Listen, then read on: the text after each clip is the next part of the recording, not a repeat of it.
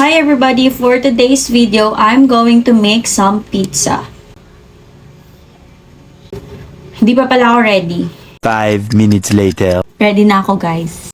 Kakatapos ko lang maligo, naisipan ko din, ano kaya pwedeng i-merienda? Anyways, guys, gagawa na tayo ng pizza. Ito pala yung mga ingredients ko. Meron akong tomato sauce. Ito yung ginagamit ko doon sa dough. Meron din akong pineapple, cheese, ang ham. Last but not the least, I have this. Gagamitin ko muna.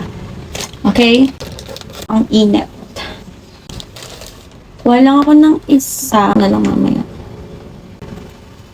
Maglalagay na ako ng ham and cheese. Hindi pala siya cheese, pineapple pala.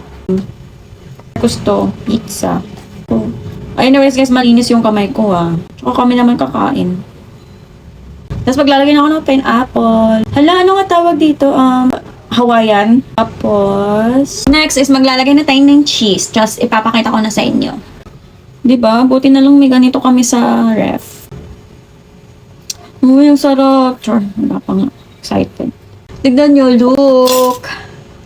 Ilalagay ko na muna siya sa oven.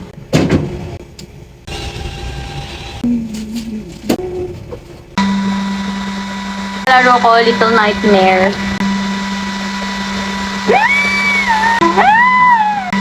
Tumunog siya. Nag-add ako ng 10 minutes. Wala bang ibang way? Nakakatakot kasi siya. I'm gonna show you.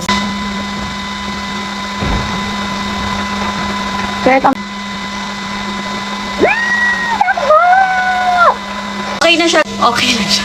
Palamig ko na din siya. Slide. Meron din kaming yung pang pizza talaga. Marcos, pizza is ready!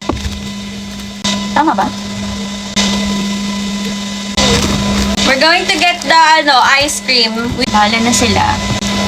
Strawberry flavor. Yeah, because that's our favorite. Yeah, I want it. Bigger one.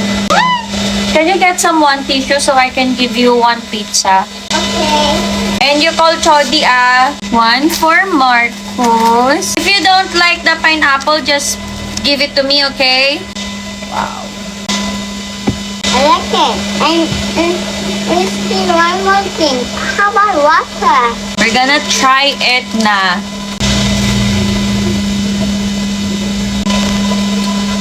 Oh. Laking tipid kasi bibili pa kami sa labas na pwede ka namang gumawa. Mas nakakatipid, di ba? My water. Masarap pa to guys kung meron kayong hot sauce. Galing pala sa SNR.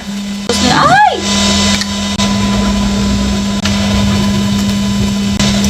Sarap. Tapos meron pang ice cream. Sarap. Busog na ako. So yun lang guys. Sana nabusog din kayo. Bye!